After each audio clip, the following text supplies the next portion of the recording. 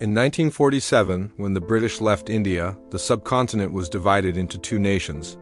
Pakistan came into existence as a country with two distinct geographical parts separated by about 1,000 miles of Indian territory. West Pakistan and East Pakistan shared a religion but little else. The people of East Pakistan spoke Bengali, had their own distinct culture, and faced economic and political marginalization from the beginning. The seeds of conflict were planted early.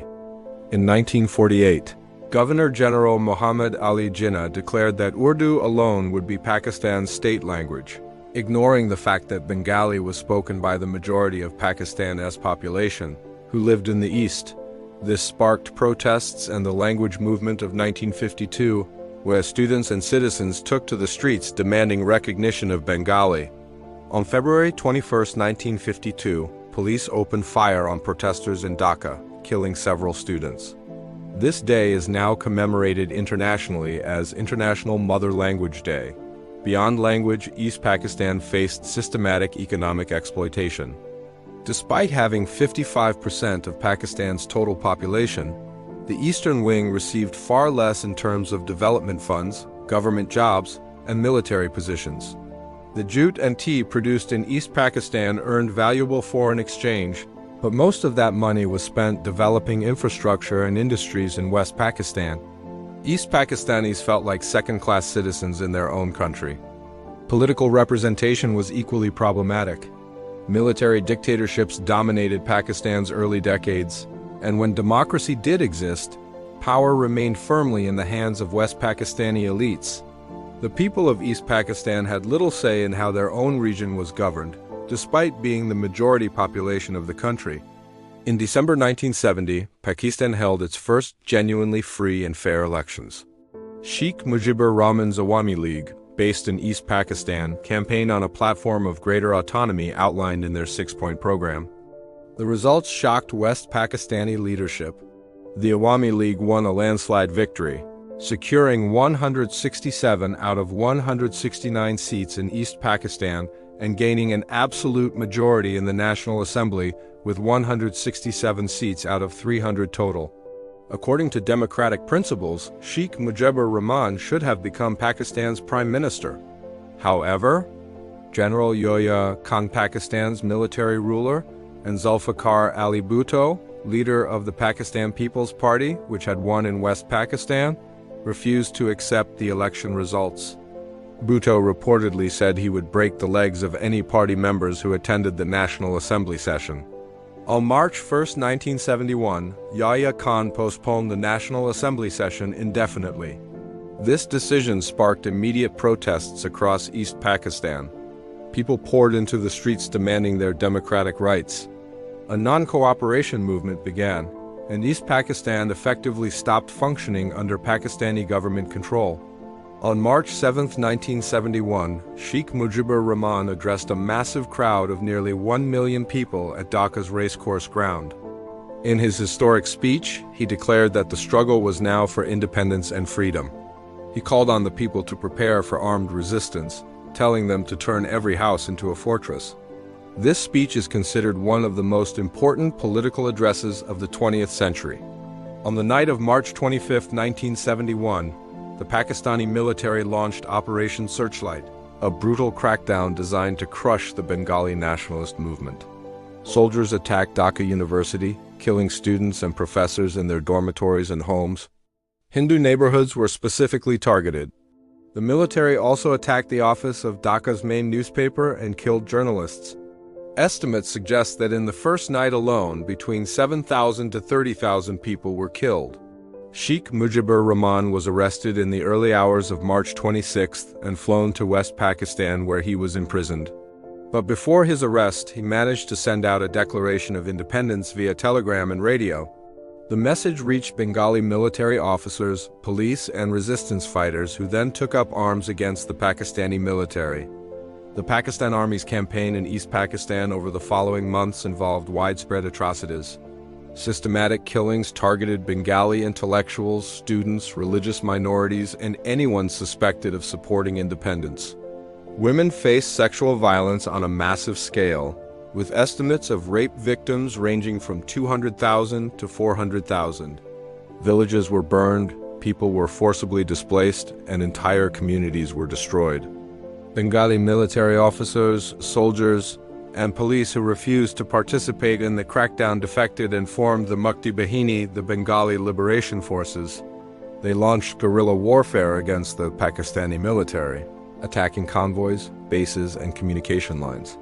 Ordinary citizens joined the resistance, with students, farmers, and workers taking up whatever weapons they could find. As the violence escalated, millions of refugees fled across the border into India. By the end of 1971, approximately 10 million East Pakistani refugees had crossed into India, creating a massive humanitarian crisis. India provided shelter and support to these refugees, but the burden was enormous. The international community's response was mixed and often disappointing. The United States under President Richard Nixon supported Pakistan, viewing it as an ally against Soviet influence in the region. Nixon and his national security advisor Henry Kissinger sent the aircraft carrier USS Enterprise to the Bay of Bengal in a show of support for Pakistan. China also backed Pakistan. The Soviet Union supported India and the Bangladeshi cause, partly as a counterweight to American influence.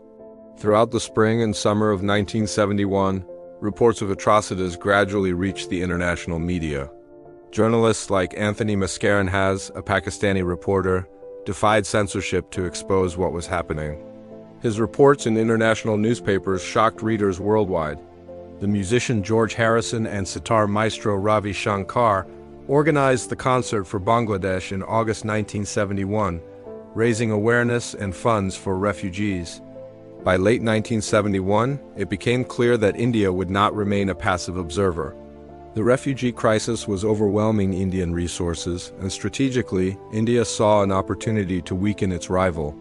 Indian military forces had been providing training, weapons, and support to Mukti Bahini fighters throughout the year. On December 3, 1971, Pakistan launched preemptive airstrikes against Indian airfields. Similar to the Israeli strategy in the 1967 Six-Day War, this gave India the justification it needed to intervene directly. The Indian military, under the command of General Sam Manekshaw and led in the east by Lieutenant General Jagjit Singh Arora, launched a coordinated three-pronged assault into East Pakistan. The Indian strategy was swift and decisive. Indian forces advanced rapidly from multiple directions, supported by air superiority and the local knowledge of Mukti Bahini fighters. The Pakistani garrison in East Pakistan, already demoralized and stretched thin after months of guerrilla warfare, found itself quickly surrounded and cut off from reinforcements. Pakistani forces in East Pakistan, commanded by General Amir Abdullah Khan Niasi, faced an impossible situation. They were outnumbered, fighting on hostile territory where the entire local population opposed them, facing both a professional military force and thousands of guerrilla fighters, and receiving no support from West Pakistan, which was over 1,000 miles away. The war lasted only 13 days. Indian and Mukti Bahini forces rapidly captured key towns and cities, pushing toward Dhaka from all directions. Pakistani attempts to defend were futile.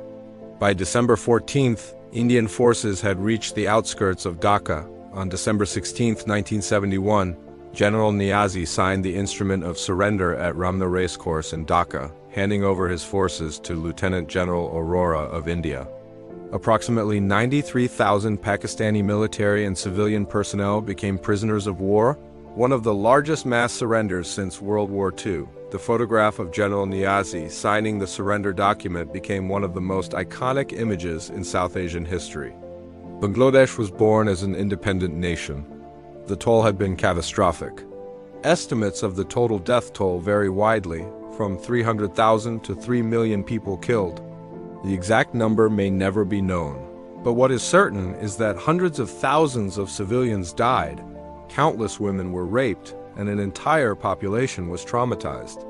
Sheikh Mujibur Rahman was released from prison in Pakistan and returned to Bangladesh on January 10, 1972, where he was greeted by millions of jubilant citizens. He became the first Prime Minister of independent Bangladesh and later its president.